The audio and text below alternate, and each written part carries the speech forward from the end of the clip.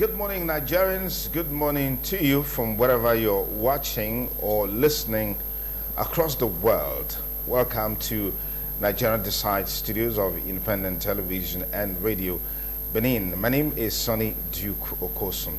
Well, it's helping you to have up-to-the-minute account of the conduct of the elections for governorship and state houses of assembly across the 36 states of the Federation. Well, we'll be unveiling that to you in the course of the program today. As is always the case, we will take you around the country to give you blow-by-blow account, up-to-the-minute account of how the election is going down from across the country. Well, I'm not alone. My colleague is here, Uyi Agumofogbe. Uyi, many thanks for joining us on the program. Yeah, it's a pleasure always. Well, this is one moment we'll be waiting for, just like we had the presidential and National Assembly elections. What are your expectations? Oh, it's a follow-up, obviously, as they say, a sequel to what we had exactly 2 weeks ago.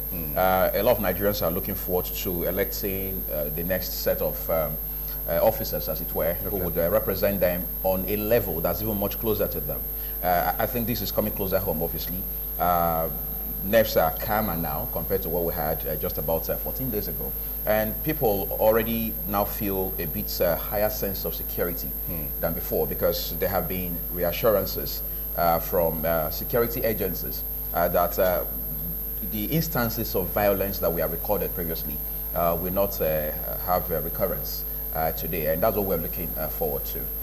Well, just for the records, a total of 29 governors, governorship seats are available now, and then we also have 991 state legislators. All of these are up for grabs in today's contest. But there's a feeling that, you know, there are areas where, you know, there seems to be some level of tension. So it does look like the stakes are actually higher. You said a while ago that it looks like the tension is easing now because this one is closer home. Right. But it looks like on the flip side, the stakes are higher, the tensions are higher in some states, particularly, like some have said, some of the South states. I mean, against the background of what is coming from those areas. Yeah, I think basically, again, we have to look at the element of paradox that's in this. Just a while ago, I talked about how that nerves are calmer because it will appear the presidential election, as it were, or the national elections, where you have to elect the president and members of the National Assembly for both chambers. Yeah. It comes with more tension. You know, emotions run very high, wild, if you like, when those elections are being held. But in this case, because they are local, people feel these are people that will be elected in such a way that ultimately they'll be closer to them. But then again, we have a pocket of states where elections will not be holding. So you have political parties and their leadership having to focus time and resources in those states. On that front, we can say categorically that tension will run wild, basically.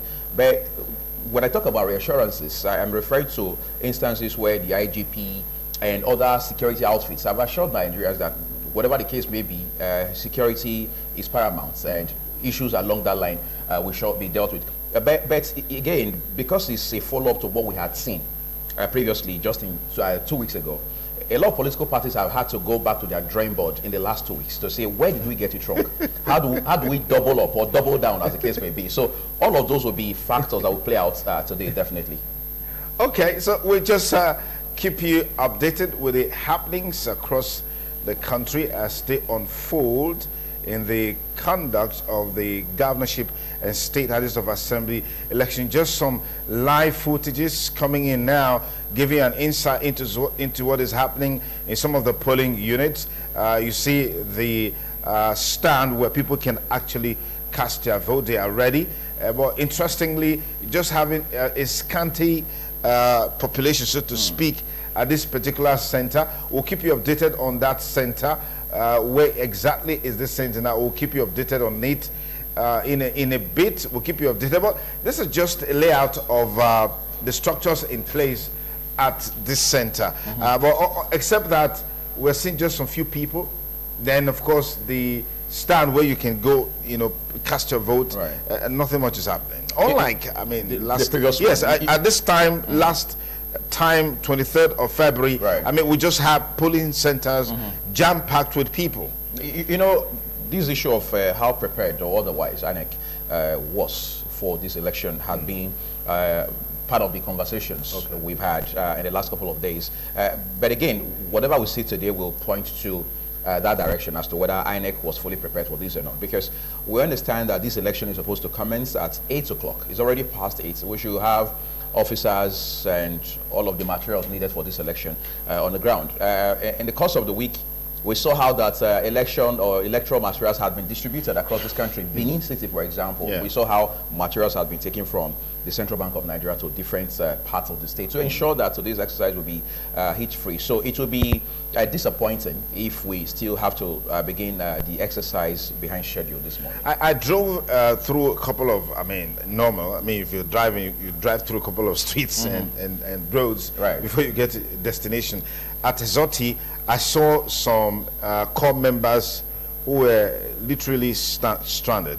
I'm not sure they were at the polling unit, probably waiting for the means of transportation arranged to convey them to where they are supposed to work today. But I think that was a little bit late. If by 7:30 you're still negotiating how to get to where you're supposed to serve. Where you're supposed to serve by 8 o'clock, I think something is wrong with that. You know what they say, if something isn't right in an organization or in a system or in a set of arrangements, that it's obviously an indication that somebody is not doing their job somewhere. And if that's what it is, it means that somebody has to be responsible for all of these things. I'm very sure, for instance, that somebody was contracted to convey these corpers to where they are supposed to conduct the exercise. So if that hadn't happened as of when you saw them, then there was a crack in the link.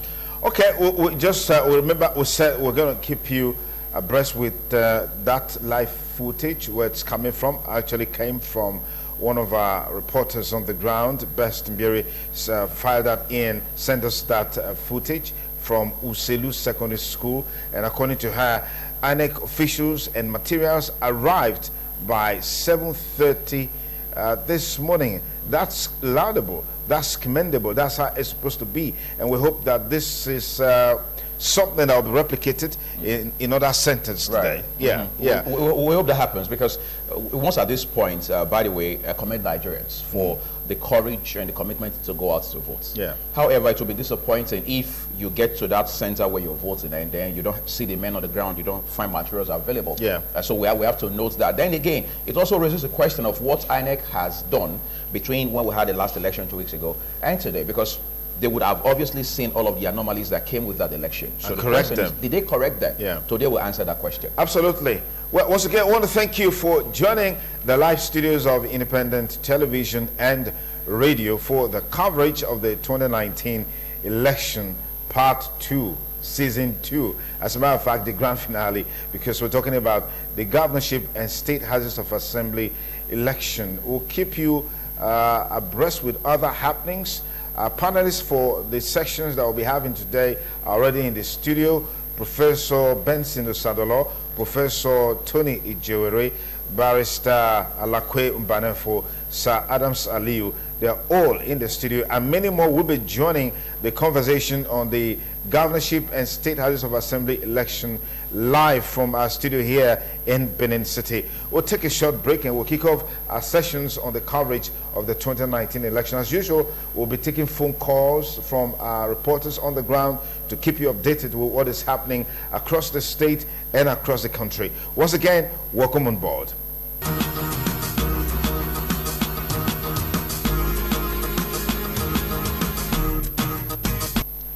Many thanks again for keeping a date with us on the live studios of Independent Television and Radio as we bring you our coverage of the governorship and state house of assembly election. Well, we have with us in the studio a panelist for this first session of our conversation on the election. I'd like to thank very especially Professor Tony Ijewere. He's been with us since last week, where we, from 23rd of February actually, when we started this whole exercise. 16th, 16th of February, before the postponement, and then we had 23rd of February. Thank you, Prof, for your commitment. We truly appreciate you. It's a pleasure. And the same goes for Adams Aliyu, who's a legal practitioner and also a public affairs commentator. So Adams Aliyu, main things for joining us on the program today. Good morning, viewers. Thank you, moderator. And we also have with us the erudite Professor Benson Osadolo. Prof, thank you so much for joining us. You're welcome. Good morning. Barrister Alakwe Obarefo is with us, but backstage he will be joining us in the second session of the program. So, gentlemen, some say the election today, the stakes are higher compared to the last one we had, which is the presidential and National Assembly election. How true is this, Prof? Let me begin with you. Well, I think it's a misconception to assume that stakes are higher in today's election than the previous election held on the 23rd. There are several reasons. People strongly believe in this country that if you control the center, the federal government, then you have enormous resources with which to play around. The states do not have the resources that they have in the federal. For that reason, when people say the stakes are higher today, it's not so much because they are looking at it from that point of view. They are trying to see that the state government itself, today, the way it is, has enormous control over the State House of Assembly.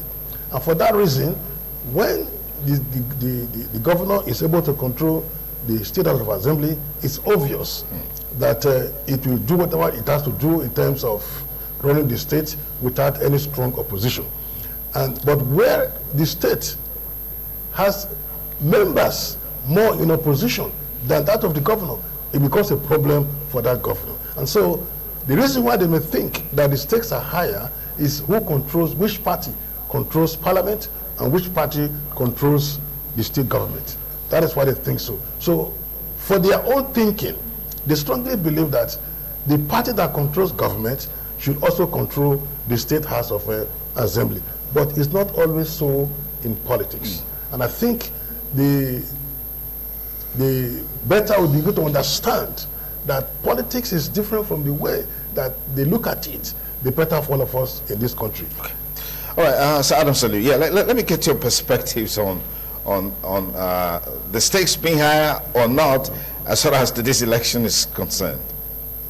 Well, starting from home, here in Edo State, the stakes are not higher because we don't have a gubernatorial election here. So that leaves us with the House of Assembly. And as the erudite predecessor has said, if the majority of the members in the House of Assembly, they are in tandem, they are in the same political party with the governor, things will be easier, passage of bill, understanding, even development. But if majority of the members are in an opposing party, it will ensure unevenness, bickering, and that will be obnoxious, which will not be good for the policy. So here at home, simplicity, the stakes, and in Edo State, the stakes are not higher. But generally, because the members of the House of Assembly, 24 here in Edo, are more, they are nearer to the people. They be representing their constituencies. So people may think that this is the government we can see. A senator is representing 1/3 of this state. He is far away, maybe in the senatorial headquarters, nobody sees him. Governor is only in the state headquarters, nobody sees him. But these members of House of Assembly, they interact with their people, the voters. So it brings the members of House of Assembly, they bring the governance closer to the people. Maybe that is why they think they are more relevant.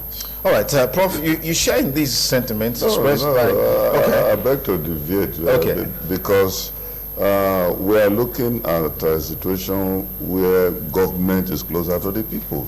I don't think we are concentrating on just Edo State. Absolutely not. Yeah, absolutely so, not. The state government and the members of the House of State House of Assembly, they take decisions on behalf of the citizens of the state. So I think that is where the installation is coming from. That if these people have direct relevance with governance of the people, and therefore the people should be more concerned. All right, we have this footage now. President Buhari and his wife Aisha just cast their vote in Daura, Katsina State. President obviously leading the way for others to follow. We're keeping tabs with other eminent Nigerians in the conduct of this election to let you know when and how they voted. We'll keep you abreast with that as well. And then this is coming from Deborah Ugbef, who says, 7 a.m. in the morning, George Ida Primary School, Oredo local government area, INEC ad hoc staff, party agents, and some voters are already on the ground waiting for the time of accreditation and voting in the State House of Assembly election. So the pictures coming from George Ida Primary School in Oredo local government area, Edo State. From Ferdinand Osakwe, officials and materials on the ground before 8 a.m. at Central Primary School, Ward 4, Iruekbe, Eastern West Local Government. That's at Edo Central Senatorial District. Pictures also coming from there, just to let you see how the election is coming. Now we're back to you, Prof. Yes, so if the State House of Assembly and the governor, they are closer to the people because they are the ones that are going to share the resources of the state to the various local governments. So I think from that perception, the stake are higher. But looking at it from the macro perspective, I think more Nigerians will be interested as to who becomes their president, because they believe that the major resources that filter down to the states come from the federal, comes from the central. Therefore, I believe today's the number of voters that are going to participate in today's election will be less. I predict it's going to be less as compared to that of the presidential election. But when we say the stakes are higher, we are looking, I want to believe we are looking at it, I want to look at it from the perception of the closeness of government to the people. Okay. Well, thank you very much. Let me come back to Professor Benson Usadolo. In what way do you think that the outcome of the last election will have any bearing on the outcome of today's election in terms of participation, in terms of mobilization, and all other indices? In advanced countries, we can easily predict democratic behavior of the electorate. You can predict it. But here in our developing society, it's difficult to predict democratic behavior and conduct of the electorate for several reasons. As far as the federal elections were concerned, the presidential election, National Assembly, Senate, and House of Reps, there was a kind of pattern of thought, political thinking among Nigerians, that the contest is between this and that. And therefore, if we get this and we have sufficient number of representatives in the Federal House of Reps and in the Senate, then of course there will be a formidable government. But it's not so with today's elections. So people apparently, for whatever reasons, that's where I differ a little bit from Professor Jawari. On my way here, I just branched to see a few places. I drove, and the kind of pressure you see, people moving out en masse, is enormous, quite encouraging. And I'm sure in the next 2 hours, when you go out, you will see quite a number of them coming to vote. Okay. Now, the reason why this is so is that people are now concerned about the governance in their own state rather than the federal. And the issue of this governance is determined by those in the House of Assembly and determined by those that will rule them at the state level, in any case, in government house. And so, by implication, I see a different response to today's election than the previous one. Will it be higher or lower? It will be higher. It will be higher. But in some areas where there are threats, there may be some voter apathy. Okay. But in areas where there are no threats to life and property or to the peaceful conduct of the election, you will expect it to be very to be very high. And that is why I strongly believe that people are going to think, okay, take a particular state. Who are those that are going to represent us? Let us look at the quality of representation, how effective it has been in the past. I mean, for example, let us take just one issue here. Many state houses of assembly voted against their own autonomy. To say, look, we don't want autonomy. We want to be under the executive. The executive. It doesn't matter. Let them control us. The people say, no, that kind of thing is wrong. So, is that quality representation? Is that effective representation? Is that the kind of representation that the people need? So, these are the issues that will come up into this election. And I'm sure people are going to say, look, this person has been there, we don't want him, we want this person. Or, this person has been there, if you're doing well, let him continue. Okay. Sir Adam Salih, yeah, you want to build on that? Yes. Today's election, as if it could be a flow down from there, where simplicity, one can assume that victory has brothers. So nobody who loses has brothers or sisters. So going by that superficially, you can think that people now want to follow the winning side because the president, Buhari, won the first one, as it were. It's likely to go. But voting is predicated on many factors. One, the candidate himself. In those states here, we saw some people who won. They may not be in the ruling party, but because of their charisma, because of what they have done, what they seem to be able to do, they still won election. And from my own side as a constitutional lawyer, I don't feel happy when I was coming down now. I saw policemen, soldiers, they are not going to vote. I stopped to ask. They said, no, you know, we are security people. Because the Constitution says anybody over the age of 18 is allowed to vote. So maybe in future elections, INEC should make arrangements whether for them to vote the pari passu or before. Maybe vote at the checking point or something. Because they are Nigerians. The people are going to represent them today. A part cannot be bigger than a whole. Okay, we'll just have this coming in now from Best Mbiri. She says voting has commenced at Olua Primary School. Well, let's just get back to Best now to hear from her what the situation is like in Olua Primary School, Ego local government area, South Nigeria. Oh, very good. Few minutes past 8 o'clock this morning, and we're here at Olua Primary School, Ward 7 of Ego local government area for those states. As you can see behind me, electorates are already being accredited and they are casting the votes for the candidates of their choice. This is indeed a shift from what happened 2 weeks ago during the presidential and national assembly election, that there was delay in the voting process.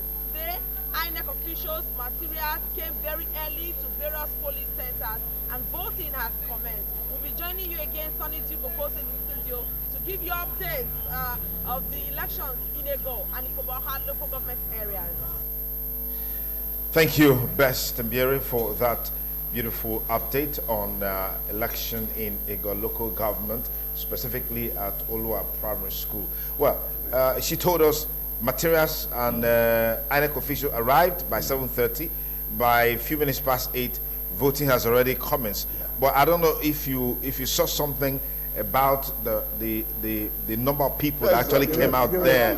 Yes, I don't know if you saw something about those numbers there. They were not compared to last time. The voting will continue. Yeah, well, maybe we'll just allow some time. Yes. Voting just started now. But as at now, they have quite few, even though voting started pretty early. All right, President Adam Salih. Yes, as I was saying, I'm not happy that some people disenfranchise themselves or they were disenfranchised for voting. Voting is omnibus. Everyone is entitled to vote. Okay. And not only that, I'm even craving for the inclusion of independent candidates. There are some people who have made their marks in different fields. Yeah. Civil rights activists, philanthropists. If it was so in the First Republic, if you contest on your own, you can win despite the party. Because the party now is the flag bearer. You take the ballot paper, you will see the insignia of the person there. The person for whom you are voting, his name is not there. The picture is not there. So I'm soliciting that there should be room for independent candidates, and anybody, irrespective of your essential duty, medical, security, journalists, they should be allowed to vote. They should arrange somehow. Okay. Okay. I'm sure we'll come to some thoughts and opinions expressed in that regards somewhere along the line. But Prof, let's get your thoughts on it. I mean, we're seeing from some pictures coming in now what the situation is at some of the polling centers visited. We hope that improves, but as it is, it's just in line with what you said earlier in terms of your expectations on this election. But maybe it's too early for us to conclude on that. Yes. You see, if you look at the geopolitical nature of the voters, you will realize that maybe non-indigent, for example, may not be so crazy about who becomes members of the House of Assembly, you know, as compared to the presidential. In the presidential election, everybody's concerned because it cuts across all major tribes, cuts across all states of the federation. So more people may be eager to want to come out to vote, to express their, voting right. But in that state, it's like, for example, non-indigents in Edo State, they say, what's my business with who becomes member of Edo State House of Assembly? So that apathy may be there, and in view of that, they may relax. Okay. So that will now reduce the number of voters expected at the polling station. So I think that has some effect as to those that will come out to vote today compared to the presidential election, where there's this national stake, as compared to the state level. Okay. Yes, Prof. I think in addition to that, I remember I monitored ITV the last election. Yeah. And there were reports coming in regularly that materials are yet to arrive, officials are yet to arrive. People still believe that the same thing may happen today. So that may be a factor? It may be a factor. And so many of them are standing by, listening to radio, watching television to prompt them to move. Okay. So, and that is why the media now has the responsibility to say, look, unlike the previous one that started after 10, some 11, some 12, some 1, this one has commenced in earnest. Okay, so in line with what Prof has just said, if you're still at home, wanting or thinking maybe there will be delays and all of that, the reports coming in are pretty good. Officials of INEC and election materials are already at most of the polling centers from the reports coming in so far. So you don't need to sit at home and wait or waste today. Just go to your voting center and cast your vote. It's your civic right. It's your responsibility. It's your duty. You don't vote, you take responsibility for whatever comes to you. Whether you vote or not, I mean, it's something you must live with for the rest of your life. So it's important that you go out there and cast your vote. If we have the opportunity, we don't have duties here, we'll be on the field to go and cast our vote. So in a sense, we're casting our vote here by doing what we are doing.